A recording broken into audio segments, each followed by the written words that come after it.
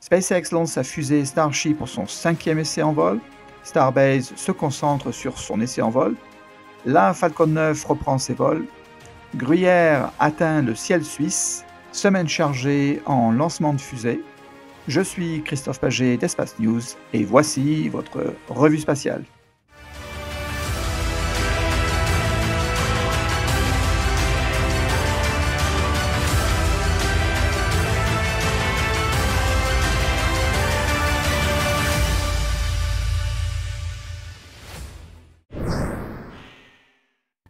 Malgré le différend entre Elon Musk, SpaceX et la FAA a finalement fourni à SpaceX une licence de vol pour son essai en vol intégré numéro 5 et même numéro 6, environ 6 semaines avant la date annoncée par l'administration. Alors maintenant que la licence de la FAA n'est plus un obstacle, SpaceX était enfin prêt à démontrer comment les nouvelles tuiles du vaisseau spatial numéro 30 se comportent durant la rentrée atmosphérique et comment le premier étage peut être capturé par ses bras de la tour Mekasila numéro 1 et aussi avec quelle précision le vaisseau spatial peut amérir. Le Starship a décollé depuis Starbase à Boca Chica le dimanche 13 octobre à 12h25 UTC et a grimpé jusqu'à 70 km d'altitude avant la séparation des étages. Ces 33 moteurs Raptor du premier étage étaient allumés et produisaient la poussée nécessaire pour que la fusée atteigne la vitesse de 5200 km/h. Le deuxième étage a atteint son orbite requise de 200 km, tandis que le premier étage retournait sur place. La poussée retour du premier étage s'est déroulée sans problème et a volé jusqu'à Boca Chica. Vous pouvez voir aussi à quel point les tuyères du moteur étaient chaudes pendant la descente en raison du frottement lors de la rentrée atmosphérique. Il a atteint le site d'atterrissage, exactement là où il a décollé, et a été attendu à bras ouverts par la tour, utilisant 13 de ses moteurs Raptor pour ralentir de 1200 km/h à 250, après quoi il a utilisé seulement 3 moteurs Raptor pour son approche. Le premier étage a commencé à faire du surplace autour de 100 mètres de haut. Pendant ce temps, les bras de la tour se rapprochaient pour le capturer. Vous regardez d'ailleurs la capture depuis la caméra du premier étage, où vous pouvez vraiment voir la précision de la capture grâce au système de contrôle d'attitude du premier étage et aux bras de la tour. La prise ressemble presque à des images générées par ordinateur, tellement cela semble incroyable. Un moment très particulier au nom de l'ingénierie et des sciences spatiales. C'est la partie arrière du premier étage qui a été la plus impactée par le vol. En effet, la partie moteur brûlée durant la descente ainsi que le point de raccordement carburant et ses environs. L'un des boucliers des bouteilles sous pression en composite a été endommagé durant la descente, comme vous pouvez le voir sur votre écran. C'est difficile à voir sur les images, mais plusieurs tuyères de moteur ont été déformées lors de l'essai en vol, y compris le bouclier qui les entourait. Elon a publié dans X.com qu'ils viennent d'inspecter le premier étage du Starship, que les bras ont maintenant replacé dans son support de lancement. Ça avait l'air super, disait-il. Quelques tuyères extérieures du moteur sont déformées à cause de la chaleur et d'autres problèmes mineurs, mais ceux-ci sont faciles à résoudre. Quant à l'anneau de séparation à chaud, il a été libéré du premier étage et a poursuivi sa rentrée atmosphérique et a même été filmé en train de s'écraser dans le golfe du Mexique. Le deuxième étage a continué sa croisière pendant 50 minutes à une altitude de 210 km et une vitesse de 26 700 km/h, la vitesse orbitale requise avant d'entamer sa descente où le réseau Starlink a permis de voir le plasma entourant le ventre du vaisseau et ses volets. 58 minutes plus tard, le vaisseau spatial a enduré une grande quantité de plasma et ses volets avant ont commencé à montrer des signes de dommages à environ 52 km d'altitude. Heureusement, à 38 km d'altitude, la rentrée atmosphérique était terminée et Starship était alors en chute libre, ventre en premier, vers son point d'amérissage dans l'océan Indien. Puis effectuer une manœuvre appelée en anglais belly flop à quelques centaines de mètres au-dessus de l'eau et ralluma ses 3 moteurs Raptor centraux pour un amérissage en douceur. Starship était attendu par une bouée équipée d'une caméra pour nous permettre d'assister à cet événement capital, ce qui signifie d'ailleurs que l'amérissage a été relativement précis et que les gouvernes des volets ont fonctionné comme prévu. Une fois le vaisseau couché sur le côté, il a subi une forte explosion, donc je suppose qu'il n'est pas possible de récupérer grand-chose du navire.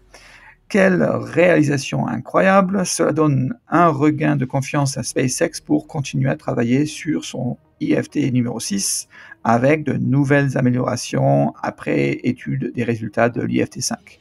Bien sûr, SpaceX célébrait cet événement capital au sommet de l'une de ses baies. Félicitations à SpaceX!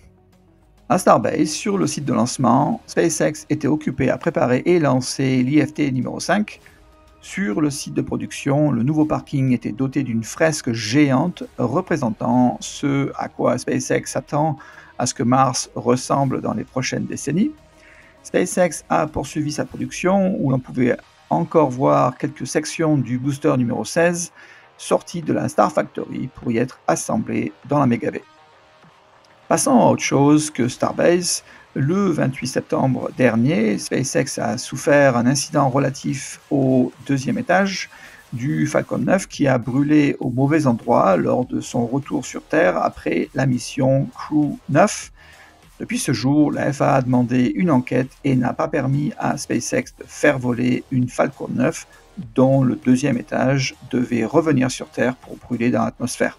Je choisis mes mots très précisément ici tout simplement parce que le 7 octobre, SpaceX a été autorisé à effectuer sa mission Hera parce que la mission nécessitait d'amener le deuxième étage et sa charge utile sur une orbite de transfert interplanétaire, ce qui signifie que le deuxième étage ne pouvait pas retourner sur Terre pour être détruit. SpaceX a maintenant terminé son enquête et a fourni le rapport d'incident du deuxième étage à la FAA, qui, quelques jours plus tard, a permis à la FAA de réémettre la licence d'exploitation de SpaceX de son Falcon 9, mettant ainsi fin à une interruption de vol de 2 semaines. La FAA a également reçu le rapport des 2 incidents précédents impliquant une Falcon 9. Le premier, survenu le 11 juillet, concernait une fuite d'oxygène liquide sur le deuxième étage, indirectement causée par un capteur de pression qui a été depuis retiré. Et le deuxième rapport concernait un atterrissage forcé du premier étage sur un drone ship le 28 août. La FAA a examiné ces rapports et clôturé les enquêtes, et vous verrez que SpaceX est désormais clairement de retour sur le marché des lancements cette semaine.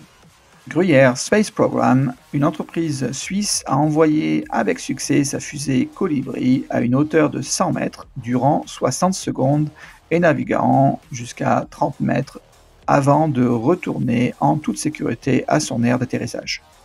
Et non, la fusée n'est pas faite de fromage. L'entreprise est originaire de Gruyère, en Suisse. 100 mètres de hauteur n'est peut-être pas grand-chose, mais l'équipe l'a fait avec un budget restreint de 250 000 francs suisses, c'est-à-dire 270 000 euros. Il s'agissait d'ailleurs de la première fusée à avoir démontré sa réutilisabilité en vol libre sur le continent européen. Donc bravo à Gruyère Space Program. Le 13 octobre, SpaceX a lancé sa fusée la plus grosse et la plus puissante au monde pour sa mission essai en vol intégré Starship numéro 5 depuis le Texas. Le premier étage était tout neuf et a atterri de retour sur site d'une manière incroyable, comme indiqué au début de cet épisode. Le lendemain, SpaceX lançait une Falcon Heavy pour sa mission Europa Clipper depuis la Floride. Les propulseurs latéraux ont volé pour la 6e fois, alors que le premier étage était tout neuf. Tous les 3 ont été dispensés en raison de la mission consistant à envoyer un satellite de 6 tonnes sur une orbite héliocentrique en route vers Jupiter. Le 15 octobre, SpaceX a lancé une Falcon 9 depuis la Floride pour une mission Starlink Group 10-10. Le premier étage a volé pour sa 11e fois et a atterri sur un drone ship. Le même jour, SpaceX a lancé une autre mission Starlink Group 9-7, cette fois-ci depuis la Californie. Le premier étage a volé pour sa 19e fois et a atterri sur un drone ship. Le même jour a eu lieu le vol d'une Longue Marche 6A de CASC depuis la Chine pour sa mission G60 Polar Group 2. Et le 16 octobre, CASC a lancé une autre Longue Marche 4C depuis la Chine pour sa mission Gaofen 1205. En résumé, du 1er janvier au 17 octobre 2024, 191 fusées ont été lancées avec succès. Sur ce total, 118 provenaient d'une entreprise ou d'une institution américaine et 48 de Chine. Je vous laisse cette semaine avec cette image saisissante du télescope spatial Hubble de la nébuleuse de la Crevette, également connue sous le nom de IC 4628, un immense sanctuaire stellaire du Scorpius, à environ 6000 années-lumière de la Terre. Cette vaste région de formation d'étoiles s'étend sur environ 250 années-lumière et brille principalement par la lumière émise par les atomes d'hydrogène ionisé. Il s'agit d'une riche tapisserie de gaz et de poussière interstellaire sculptée par les puissants vents stellaires et le rayonnement ultraviolet des jeunes étoiles chaudes qui y sont incrustées. Les détails complexes et les structures complexes de la nébuleuse de la Crevette en font un objet d'étude fascinant pour les astronomes. Je suis Christophe Paget pour Espace News. À bientôt pour un nouvel épisode de votre Actualité spatiale.